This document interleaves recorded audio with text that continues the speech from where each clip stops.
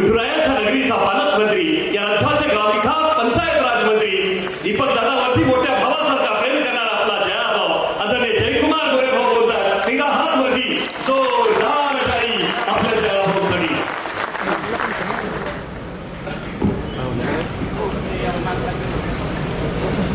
जेवायला 12 वाजता तर सारखा हातवर जोरदार करायचा.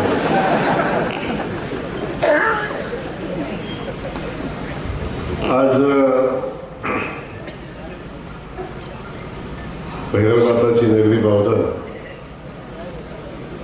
आणि या बावधनमध्ये होत असलेला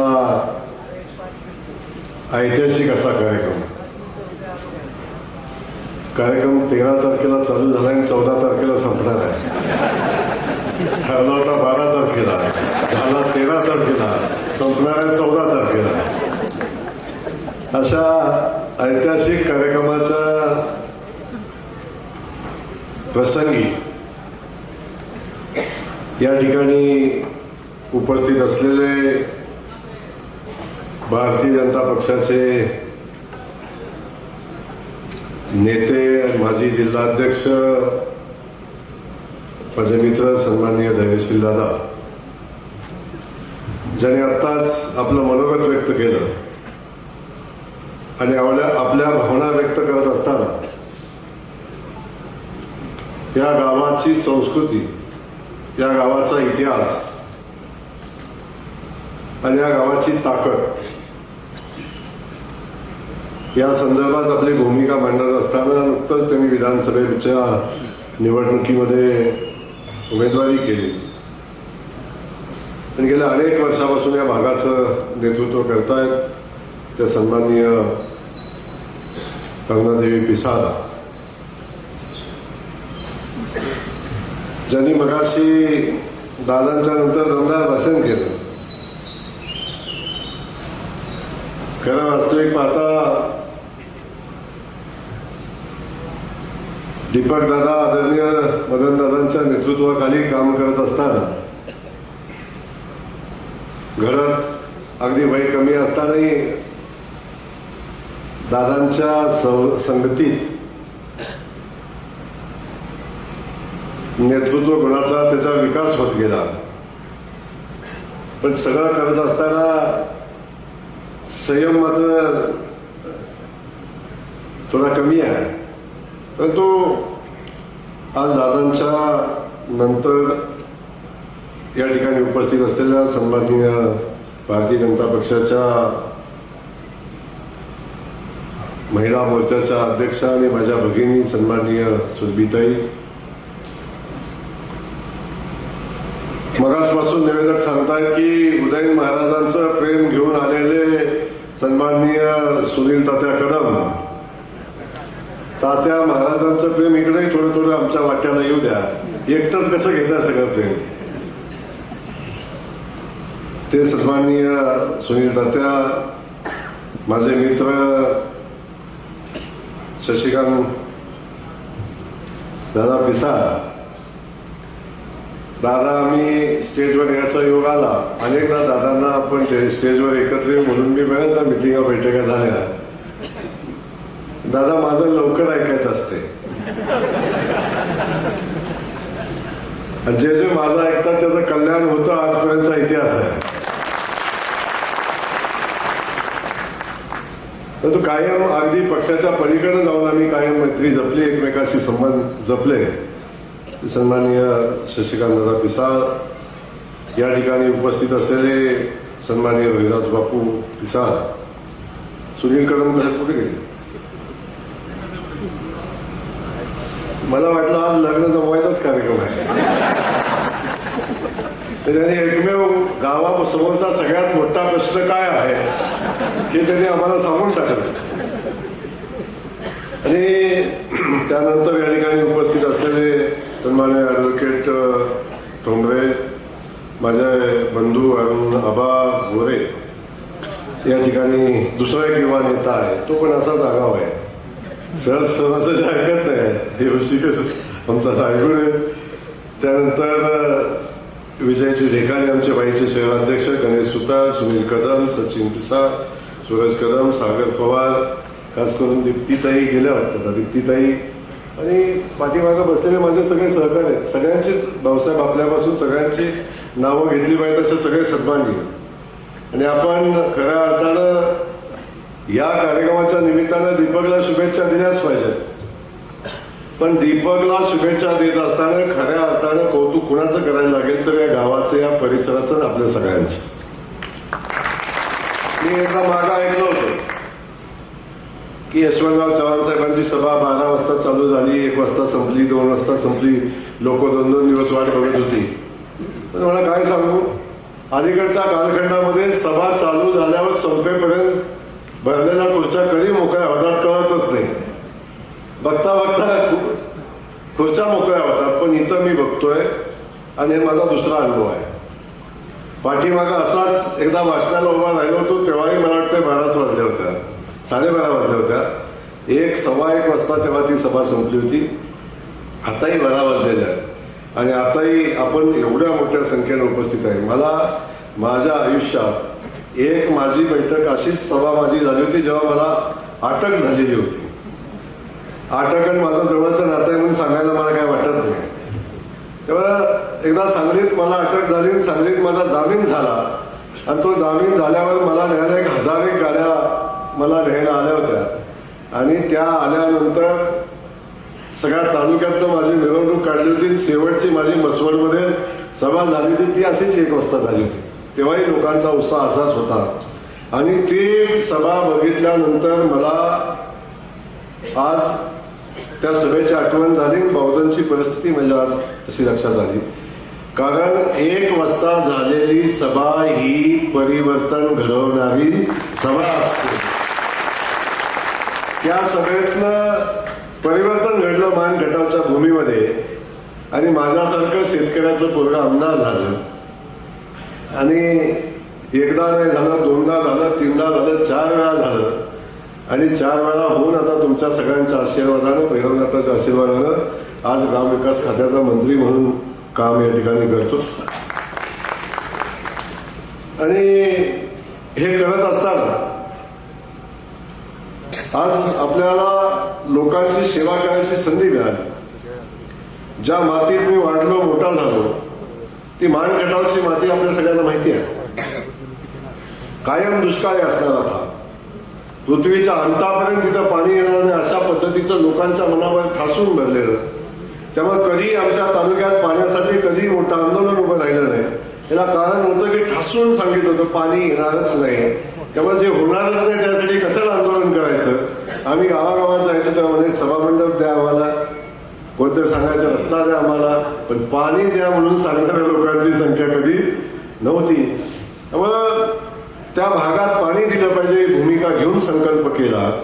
आणि आज मला सांगायला आनंद होतो की जानेवारी महिन्यामध्ये ज्या तालुक्यामध्ये टँकरनं पाणी देण्यासाठी व्यवस्था उभी करायला लागायची आणि 80-90% कधी कधी 100% गावांना पिण्याच्या पाण्यासाठी टँकरनं पाणी द्यायला लागायचं.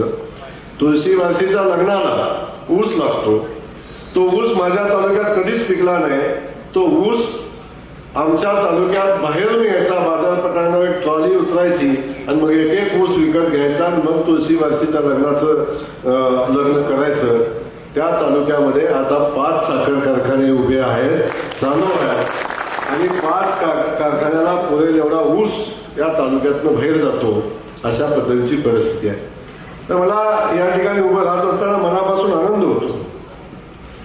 आज माझ्या मानगटावच्या मातीमध्ये रस्त्याचं जाळं बघितलं असेल, मानगटावचा विकास आपण बघितला असेल, तर बऱ्याचदा आमच्याकडे दुष्काळ म्हणून सांगितलं जातं. पण आज प्रगतशील मतदारसंघामध्ये ताई मग कराडमध्ये सभा झाली, किंवा वाईत सभा झाली, फलटणमध्ये सभा झाली, तर अनेक नेते उदाहरण देतात विकास कसा करायचा असतो हे मानगटावमध्ये जाऊन बघा. ही परिस्थिती आपण आज निर्माण केली म्हणून माझ्यासारख्या सामान्य शेतकऱ्याच्या मनावर लोकांनी प्रेम केलं.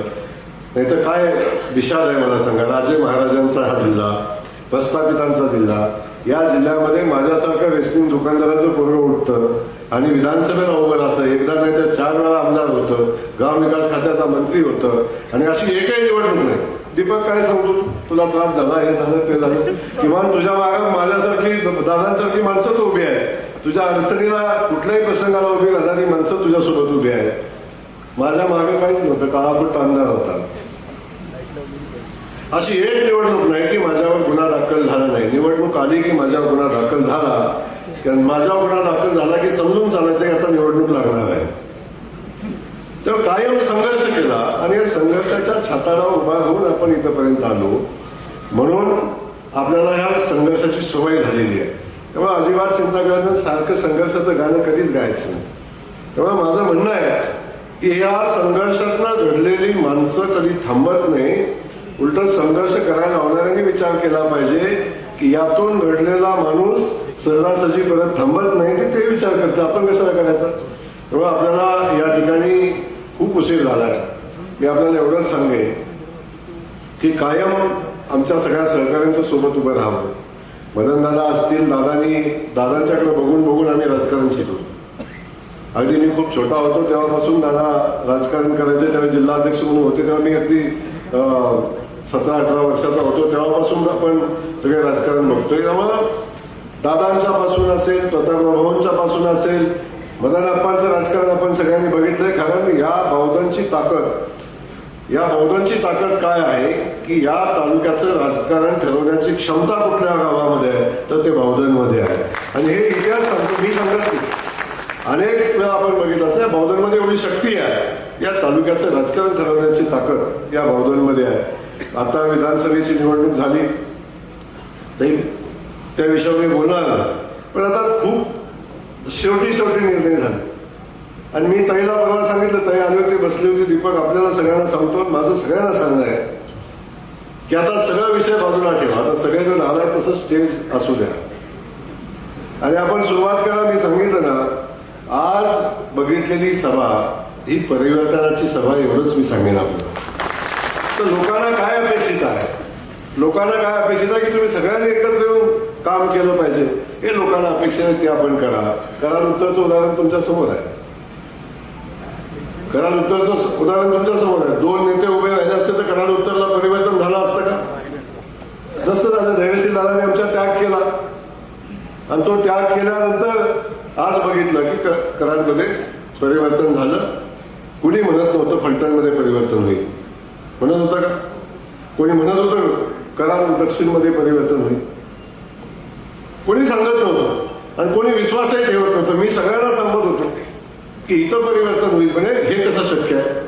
पण मी तुम्हाला सांगतो की लोकांचे चेहरे, इथली परिस्थिती जाणणारा सामान्य कुटुंबातून आलेला मी कार्यकर्ता आहे. म्हणून मला माहिती आहे इथं लोकांना काय पाहिजे. फक्त लोकांना पाहिजे असताना आश्वासक समोरची माणसं उभी राहिलेली असली पाहिजेत, एवढाच विषय आहे. कुणीही बाबळीच्या झाडाखाली उभा राहत नाही. त्यामुळं आंब्याची सावली आपल्याला तयार करायला लागेल. त्यासाठी आपण सगळ्यांनी एकत्र यायला लागेल. ही भूमिका घेऊन आपण काम केलं तर अडचण येणार नाही, हे या निमित्ताने मी आपल्याला सांगेन. आज दीपकचा वाढदिवस आहे आणि या वाढदिवसाच्या निमित्तानं दीपक, तुला मनापासूनच्या खूप खूप शुभेच्छा आहेत. आणि दीपकला शुभेच्छा देताना मला मनापासून आनंद होतो, कारण एवढं गावावर प्रेम करणारा माणूस मी आजपर्यंत कधी बघितला नाही. एवढं या गावाच्या भैरवनाथाच्या बगाडावर प्रेम करणारा मी कार्यकर्ता बघितला आहे. अगदी कोविडच्या कालखंडामध्ये मी अनुभव घेतला. तशा परिस्थितीमध्ये सुद्धा सगळ्या गावकऱ्यांनी, दीपक एकटाच नाही, सगळे गावकरी, सगळी गावातली मुलं, लहान छोटी मोठी सगळे असतील, अगदी अख्खा देश बंद असताना सुद्धा आमचं बौद्धांचं बगाड थांबणार नाही ही भूमिका घेणारं हे गाव. आणि त्याचं दीपक, आपण सगळे कार्यकर्ते, ती भूमिका आपण घेतली. आपण कशाचा विचार केला? गावाची अडचण आली, गावाचा प्रसंग आला, अगदी विधानसभेची निवडणूक लागली. दीपकला सगळे सांगत होते. मी एकदा बोलता म्हणलं, दीपक, तू भारतीय जनता पक्षाचा तालुका अध्यक्ष आहे.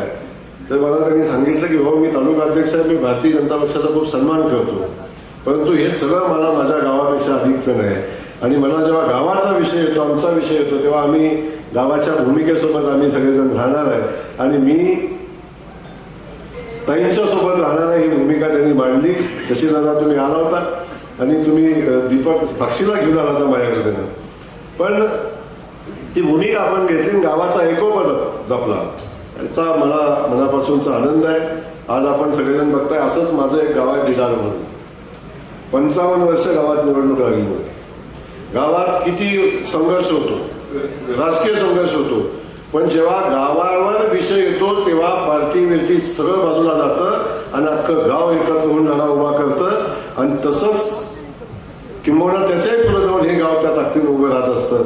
याचा आपल्या सगळ्यांना खरं मनापासूनचा अभिमान आहे. मी दीपक तुला मनापासूनच्या शुभेच्छा देत असताना कायम भाषणाला उठताना म्हटलं जरा जपून, आज वाढदिवस आहे, कोणावर टीका करू नको, तर उठला तरी मग पाय मोडायचीच भाषा. पण शेवटी काय आहे की हा संघर्ष उभा करत असताना आपण सगळ्यांनी बघितलंय, मलाही कधी कधी अशी म्हणायची लोक की हे जास्तीच बोलतोय, कशाला मोठ्या मोठ्या लोकांना अंगावर घेतोय, असं व्हायचं कधी कधी. पण शेवटी आपल्या समोर सोबत असणाऱ्या लोकांना विश्वास द्यायचा असेल तर कधी कधी काही गोष्टी करायला लागतात. त्या हिशोबाने आपण या ठिकाणी भूमिका घेता. पण मी मनापासून तुला शुभेच्छा देत असताना सांगेन, क्या बडा तो दम बडा.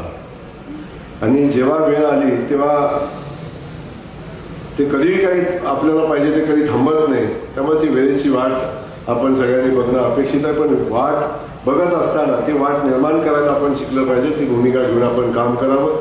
एवढं आजच्या वाढदिवसाच्या निमित्ताने मी आपल्याला दीपकजी सांगेन. पुन्हा गावाच्या परिसराच्या विकासासंदर्भातली भूमिका आता ताई तुम्ही मांडली. आता वेळच राहिलेला एवढा वेळ बोलायचं, तेव्हा मी आपल्याला एकच सांगेन, आता तुमच्या सगळ्यांच्या सुदैवाने मी ग्राम विकास खात्याचा मंत्री आहे.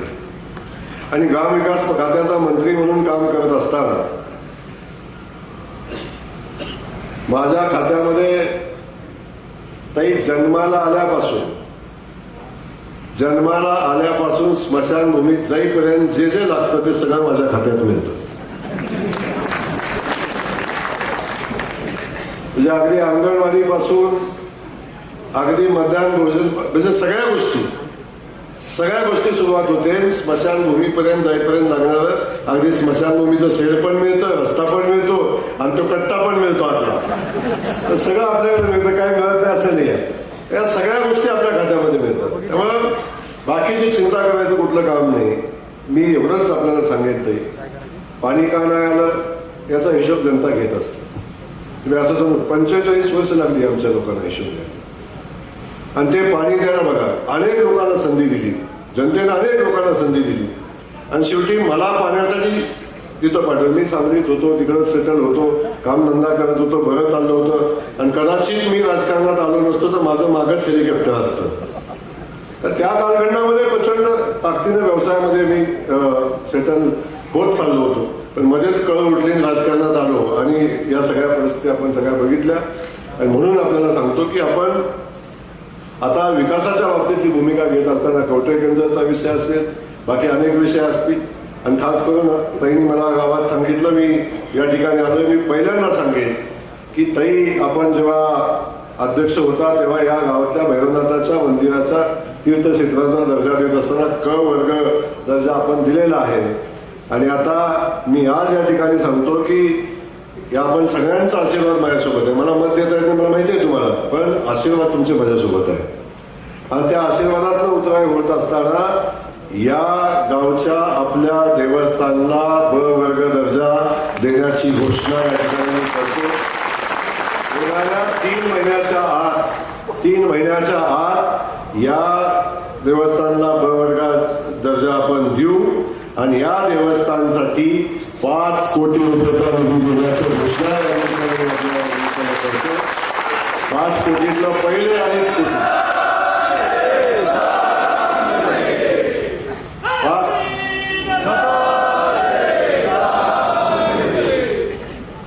5 कोटीतला पहिला 2.5 कोटीचा हप्ता यावर्षी आणि 2.5 कोटीचा हप्ता पुढच्या वर्षी. अशा पद्धतीने आपण या देवस्थानला 5 कोटी रुपये देण्याची घोषणा या निमित्ताने मी करतो. त्यानंतर आमच्या ताईनं आता पहिल्यांदा काय आल्यावर मागितलं की माझ्या स्मशानभूमीसाठी पैसे द्या, की अनेक वर्षापासून माझ्या स्मशानभूमीचं काम झालं नाही हे सांगितलं. 50 लाख रुपये स्मशानभूमीसाठी 15 दिवसाच्या आत देण्याची व्यवस्था त्या गावच्या स्मशानभूमीला या निमित्ताने मी करतो. त्यामुळं आपल्या सगळ्यांना मी एवढंच सांगेन की शेवटी ही देण्याची ताकद भारतीय जनता पक्षाने माझ्यात दिली आहे. माझ्या नेतृत्वाने माझ्यावर विश्वास टाकला. मुख्यमंत्री महोदय आदरणीय देवेंद्र फडणवीस साहेबांनी माझ्यावर विश्वास टाकला. कदाचित त्यांचा विश्वास माझ्यावर नसता तर सातारा जिल्ह्यात 2 मंत्रिपदे मिळाली नसती. आणि जेव्हा ही जबाबदारी आपल्यावर दिलेली आहे तेव्हा देण्यासारखं खूप आज काय झालं नाही तर आपण कायम बघितलं असेल, कायम संघर्ष केलाय. मी पण प्रचंड संघर्ष केलाय विकास कामाच्या बाबतीत. त्यामुळं गावाची निकड मला माहिती आहे, गरज माहिती आहे. कार्यकर्त्यासाठी 2-5 लाखाचं महत्व मला माहिती आहे. 2 लाखाच्या स्मशानभूमीच्या रस्त्यासाठी अख्खं गाव एकत्र येतं याचा अनुभव मला आहे. आणि मी आपण शशीभाऊ तुम्ही होता, तुम्हाला माहितीसाठी सांगतो, मी जेव्हा पहिल्यांदा जिल्हा परिषद सदस्य झालो 7 साली, तेव्हा संघर्ष केला अनेक. तेव्हा मला पंचायत समितीची सत्ता सुदैवानं माझ्या ताब्यात आली. पहिल्यांदा जिल्हा परिषद सदस्य झालो. 5-5 सदस्य झाले. चिठ्ठी माझी निघाली, आमच्या सदस्याची निघाली आणि सभापती उपसभापती झाला. तेव्हा तुम्हाला काय सांगू शशीभाऊ, 10 लाखाच्या कामाला आम्ही 25,000ची हलगी लावायचो. 10,000च्या कामाचं उद्घाटन घ्यायचो, पण कामाचा कार्यक्रमाचा खर्च आमचा 25-30 हजार असायचा. त्यासाठी किती तामझामन सगळ्या गोष्टी, म्हणजे त्या कामाचं काय मोल होतं त्या लोकांना तेव्हा माहिती होतं. 80% गावाला एसटी डांबरच नव्हतं, एसटी जात नव्हती, कशाचीच व्यवस्था त्या तालुक्यात नव्हती. आज माझं एकही गाव असं नाही की ज्याला हायवे सारखा डांबरी रोड नाही, असं एकही गाव तालुक्यात नाही. एकही गावाला तिथे एसटी पोहोचत नाही. आणि मी आज सांगतो, मी माझ्या तालुक्यात, मी शेवटची निवडणूक आता लढताना सांगितलं की माझ्या तालुक्यात पाणी प्रश्नावरची ही शेवटची निवडणूक आहे. इथून पुढे माझ्या तालुक्यात पाणी प्रश्नासाठी निवडणूक होणार नाही. 70% भागात आज पाणी आहे माझ्या. राहिलेला 30% भाग त्या भागाला पाणी देऊन 100% भाग शेताला, गावातल्या शेतीला जेव्हा पाणी मिळेल तेव्हाच मी विधानसभेची निवडणूक लढेन, हा शब्द मी माझ्या जनतेला दिला. तर हे उद्दिष्ट ठेवून आपण काम करतो. जर माझ्या भागातल्या गावात एकाही गावात पाणी नव्हतं तेव्हा जो 187 गावात पाणी जर पोचत असेल तर मला इथलं कोणं सुटलं नाही अजून काय. त्याच्याविषयी मला आज बोलायचं नाही, मी बोलेन पुन्हा. पण आपल्याला एवढं जबाबदारीनं सांगेन की आपण भूमिका ठेवून काम केलं तर अवघड काहीच नसतं. हे निमित्तानं आपल्याला सांगेन. थोडंसं लोकप्रतिनिधींनी सगळ्यांनी मिळून या भागाच्या अडचणी समजून घेतल्या पाहिजेत आणि त्या अडचणी सोडवण्यासाठी प्रयत्न केले पाहिजेत, हे या निमित्तानं सांगेन. 12:15 वाजलेले आहे, त्याच्यापेक्षा अधिकचं मला बोलावं असं वाटत नाही. पण तुम्हाला जाताना एवढंच सांगेन, दीपक आपण खूप बोलला, ताई आपण बोलला, आपण ताई सांगितलं की कार्यकर्त्यांना त्रास होतो, कार्यकर्त्याच्या अडचण आहे. मी एवढंच सांगतो तुम्हाला, भारतीय जनता पक्षाच्या कुठल्याही कार्यकर्त्याला त्रास होणार नाही याची जबाबदारी घेण्यासाठी मी इथं आलोय. चिंता करू नका. आपल्या पाठीशी ठामपणे देवाभाऊचं सरकार, देवाभाऊ आपल्या पाठीशी आहे. जयकुमार गोरे त्यांना छोटासा पाठ, पण तो आपल्या सोबत आहे. काळजी करायचं काम नाही. या भागाच्या विकासासाठी, या भागातल्या प्रश्नासाठी जे करायला लागेल ते करायची भूमिका आपण घेऊ. चिंता करू नका. हे जबाबदारी देण्यानिमित्ताने मी आपल्याला सांगेन. ताई आपली निवडणूक झाली, यश अपयश झालं, होत राहतं या सगळ्या गोष्टी. आणि बावधनला संघर्ष माहिती आहे. मदन अप्पांच्या पासून आपण बघितलं असेल, मदन दादा त्यानंतर आमदार झाले. प्रताप भाऊंच्या पासून आपण बघतोय की भाऊंनी अख्ख्या राज्यामध्ये, आज प्रताप भाऊंचे प्रदेशाध्यक्ष होते आणि जो स्वाभिमान होता भाऊने थोडी लढवड केली असते तर भाऊ कुठला असा, याविषयी आजचा बोलायचा विषय नाही, मी सांगेन आपल्याला. पण मी आपण सगळ्यांनी बघितलं हा भाग तसा स्वाभिमानी आहे आणि हा स्वाभिमानी भाग आहे. त्यामुळं या भागातल्या सगळ्या लोकांना, जनतेला मी एवढंच सांगेन की जय पराजय होत राहतो, पण आपण आपली लढाई कधी थांबवायची नसती. छत्रपती शिवाजी महाराजांचा इतिहास आपल्याला सगळ्यांना माहिती आहे. स्वराज्याचं तोरण बांधलं, स्वराज्य उभं करत असताना अनेकदा तह करायला लागला, अनेकदा मागं यायला लागलं. पण मागं येताना 10 पावलं मागं येताना 50 पावलं पुढे जायचं नियोजन करूनच महाराजांनी तह केला होता. असा तर कोणाला होता, ही भूमिका आपल्या सगळ्यांना माहिती आहे. म्हणून आपल्याला माझी एवढीच शशीभाऊ विनंती आहे, आम्ही आपल्या सोबत आहे. आणि आता आमच्या मनात काय तुम्हाला माहिती आहे, आमच्या मनात काय तुम्हाला माहिती आहे. त्यामुळे मी सांगितलं माझं ऐका, कल्याण होऊन जाईल सगळ्यांचं. मी याच्यापेक्षा अधिकचं बोलणार नाही, पण मी कायम सांगत आलोय. आणि युद्धात काय सांगितलं, युद्धात, राजकारणात आणि प्रेमात वेळ चुकली की संपलं, वेळ चुकली की संपलं. त्यामुळे माझं म्हणणं काय की युद्धात समोरच्याची गोळी याच्याची गोळी मारायला लागेल, खरं काय नाही त्याची सुटली मग पुन्हा काय उपयोग आहे.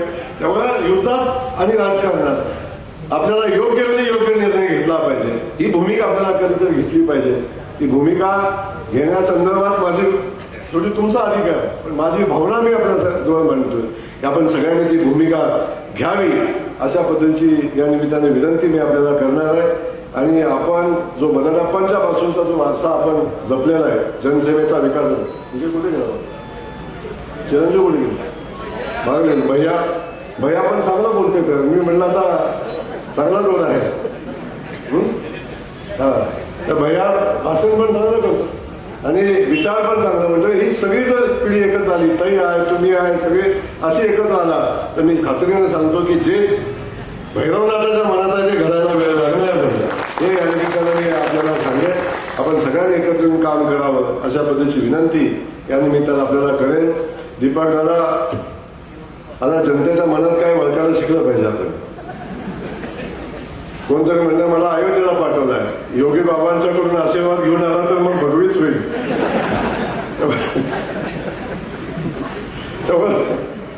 पण तुला एक सांगतो, अटल बिहारी वाजपेयींच्या पासून मोदीजींच्या पासून योगीजींच्या पर्यंत इतिहास आपण बघितला तर तू योग्य ट्रॅकवर असं माझं म्हणणं आहे.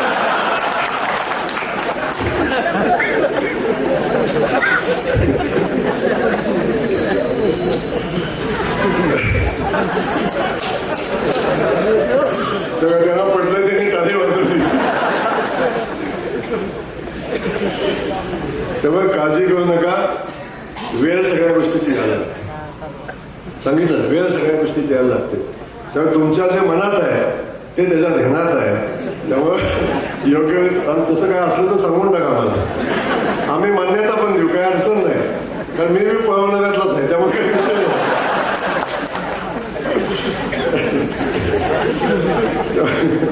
तेव्हा तसं काय असलं तर सांगून आजूबाजू नको, काय विषय नाही.